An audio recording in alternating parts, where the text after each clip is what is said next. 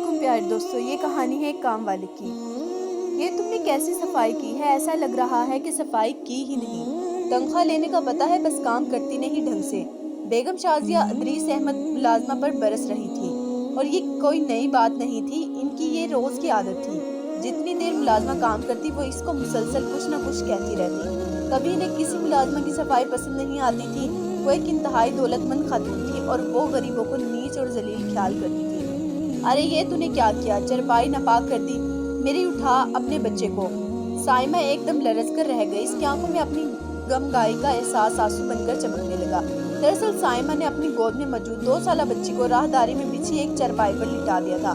امی جان کیا ہوا؟ لیٹا رہنے دینا، بچہ ہے، کچھ نہیں ہوتا۔ ان کی شادی شدہ بیٹی کو ایک دم ترس آ گیا۔ جاؤ تم لے جاؤ اپنے گھر، وہاں لٹا دینا اپنی چرپائی پر، مجھے نہیں آتا یہ پیار۔ بیگم صاحبہ نے بیٹی کو بھی کھری کھری سنا دی۔ سائمہ نے آنسو پونچھ کر بچے کو اٹھا لیا۔ او کام والی، آج کیاریوں کی صفائی کر دینا اچھے طریقے سے۔ بیگم صاحبہ سائمہ کو حکم دے کر کمرے میں چلی گئی۔ سائمہ لفظ کام والی سن کر تڑپ کر رہ گئی۔ جانے کیوں اس الفاظ سے چیڑ سی ہو گئی تھی۔ اس کی وجہ سے یہ بھی تھی کہ حالات کے ہاتھوں مجبور ہو کر زندگی میں پہلی بار کسی کے ہاں ملازمت کر رہی تھی۔ اپنا نام صرف کام والی سن کر وہ تڑپ جاتی تھی۔ ایک بار اس نے بیگم صاحبہ کا اچھا موڈ دیکھ کر ان سے درخواست کی کہ وہ کام والی کہنے کی بجائے ان کا نام لے لیا کریں۔ ہائے ہائے، بڑے پرزے نکل آئے ہیں تم ملازموں کے، کام والی نہ کہوں تو میڈم کہوں۔ وہ ایک دم برس پڑی اور سائمہ نے خاموش رہنے میں ہی عافیت جانی۔ سائمہ کو اسی دوران کسی اور جگہ ملازمت مل گئی۔ اب اس قدرے سکون محسوس کیا۔ یہاں اسے کام والی کہہ کر نہیں پکارا جاتا تھا، بیگم صاحبہ اسے نام سے پکارتی تھی اور بچے اسے خالہ جی کہا کرتے تھے۔ بیگم صاحبہ اس سے یا اس کے بچوں سے گھن نہیں کیا کرتی تھی، بلکہ ان کا دل جوئی کرتی تھی، وقفاً و وقفاً ان کی مدد بھی کرتی تھی۔ آج اسے یہاں کام کرتے ہوئے 12 سال ہونے کو آئے تھے۔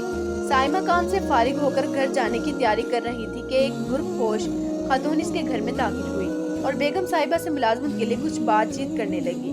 بیگم صاحبہ کو چونکہ اس وقت کسی ملازمہ کی ضرورت نہیں تھی، اس لیے انہوں نے انکار کر دیا، مگر اس کی کچھ مدد ضرور کر دی۔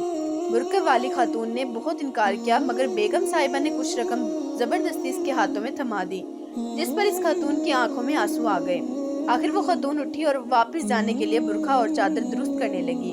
اب سائمہ کی نظر اس کے چہرے پر پڑی تو وہ دم باخود رہ گئی۔ اسے اپنی آنکھوں پر یقین نہیں آ رہا تھا۔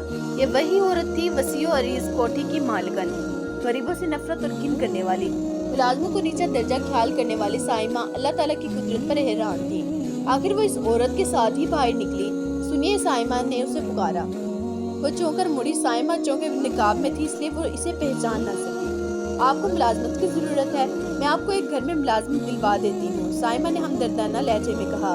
وہ خوشی سے اس کے ساتھ چلتی۔ سائمہ نے اسے ایک بڑے سے گھر تک لے آئی اور دروازہ کھٹکھٹایا۔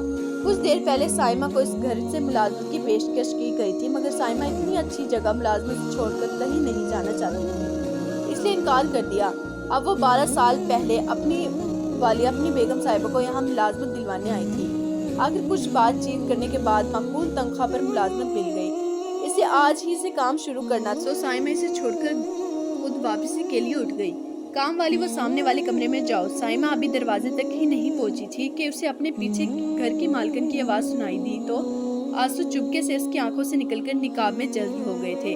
جانے یہ آنسو 12 سال پہلے کا واقعہ یاد کر کے نکلے تھے یا بیگم صاحبہ کے ساتھ ہونے والے مقافاتی عمل پر۔ دوستو، اگر آپ کو ہماری سٹوریز اچھی لگے تو ہمارے چینل BS Stories کو سبسکرائب کریں۔ اللہ حافظ۔